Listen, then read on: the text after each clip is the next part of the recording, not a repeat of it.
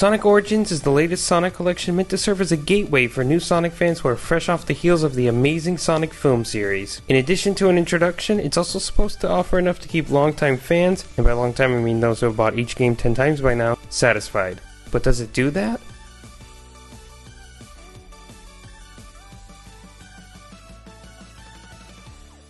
Sonic Origins contains 4 games in total: Sonic 1, Sonic CD, Sonic 2, and Sonic 3 and Knuckles. They come in 2 flavors, with the first one being Anniversary Mode, which removes the lives, is in 16:9, and it allows you to get coins, which you can use to unlock things later on. Or you can play in Classic 4x3 with the good old death system and all. The games are the same though, and you're not playing an emulated version of the Genesis title, so be aware of that. The last one in particular is really juicy because we haven't seen it technically remade from Sega. Well, it's here, and they made a few changes that I was pretty happy about.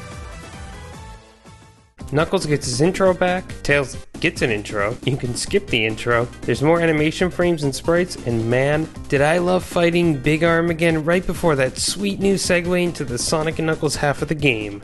The assumed and all but verified issue with re-releasing this game comes down to the music. Gone are the original release versions of Carnival Night, Ice Cap, and Launch Base, and taking their places are the even more original tracks from the beta version of the game, which were also found in the PC version, but they didn't sound so good there. I'm going to be really nitpicky here, but I really like the beta versions of these tracks better. There's just something about Carnival Night that just doesn't sound right to me. Also, that new Supersonic theme, I can't say I prefer this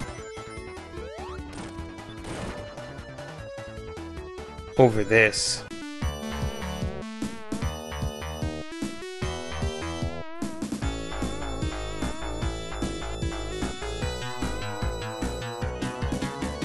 Funny enough though, this song is actually in the soundtrack section of Origins, but it's listed as an unused song. What a shame. I know a lot of people are complaining about the music being replaced, but I don't know if it's me playing the PC version as a kid much more, but I like this music better. I'm sorry, I love Michael Jackson, but I just think this feels more like Sonic. Then there's what everyone's harping on, and that's the glitches. According to the head programmer Stealth on Twitter, he said it's pretty much not our fault entirely. That's a bit worrisome given the goodwill Sega has been building up recently. If there were calls to delay the game in the collection, they didn't want to do it out of spite or not wanting to miss the anniversary date, well, then there is definitely a problem. That said, I didn't really run into too many glitches myself, with the worst one being this one. Even then though, it's really not that bad because the game saves after every checkpoint, so you can just restart your progress from there. The other games are almost the exact same as the mobile versions, with added anniversary mode perks like the coins allowing you to retry a special stage if you mess up, or you can play as all 3 characters, except for Knuckles and Sonic CD for some reason. I guess you would just break the game or whatever, but I just don't buy it. I just think they didn't want to put them in there because of the cost associated with it, or it might have just been annoying, who knows. Another cool thing is they allow you to have the drop dash from Sonic Mania, and this thing really does change each of the games. It really is so good, and you'll be surprised how much you're using it. Sure, it might make things a little bit easier, but if you play these games to death like I have, then it's a welcome change.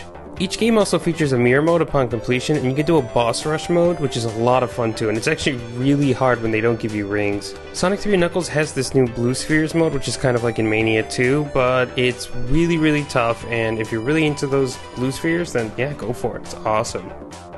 Another thing I really like is the mission mode, and I'm glad it's actually challenging. Even though I've played these games dozens of times, I was actually really shocked. I thought this would be something that they just threw in kind of half-heartedly, but it's actually really good. So going back to the coins for just a second, these are going to help you unlock tons of bonus features, and I'm sure you might have seen these or heard these or whatever before on the internet, but there's some content in here I've never seen before. Like the Sonic family. Am I the only one who had no idea this existed? Seriously, there's so much good stuff in here, and I love that high quality art. Not even that, you even have a detailed ranking system as well, which I think was a really neat touch. So I'd say that Sonic Origins overall is a revamped Sonic Jam and not a mega collection. You're missing out on a ton of games for starters. At the same time, I can see why they didn't put them in. The original 4 or 5 Sonic titles are extremely solid, well-made, high-speed platformers. They wanted to showcase the essence of Sonic to people, and here it is. So I can understand them not wanting to put other games in to kind of mess with the formula.